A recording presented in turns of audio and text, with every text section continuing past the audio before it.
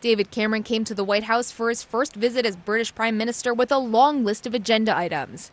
But it was the intrigue surrounding oil giant BP's possible involvement in the release of the Lockerbie bomber that took center stage. Cameron and President Barack Obama strongly reaffirmed their position that the release of Abdel Basset al-Megrahi was a massive mistake.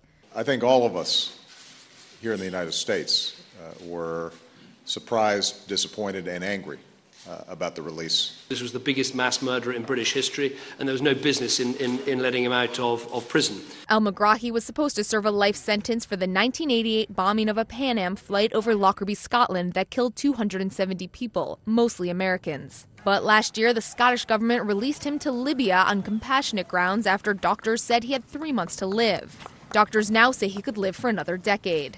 And with BP already under fire for the massive oil spill in the Gulf of Mexico, there are questions about whether the company sought al-Megrahi's release in exchange for an oil contract with Libya. BP has denied those claims, as did Cameron. I haven't seen anything to suggest that the Scottish government were in any way swayed by BP. They were swayed by their considerations about the need to release him on compassionate grounds that I think were completely wrong. But with several U.S. officials calling for an investigation, Obama says it's important that all the facts are released to the public. We welcome any additional information that will give us insights and a better understanding of why the decision was made.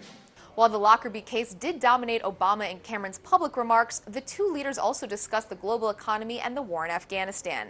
Britain has been a crucial U.S. military partner in Afghanistan, but the war has become increasingly unpopular in the UK. Cameron says he plans to be a staunch U.S. ally in the fight against al-Qaeda, but he still wants his country's troops out of Afghanistan within 5 years. Julie Pace, The Associated Press, The White House.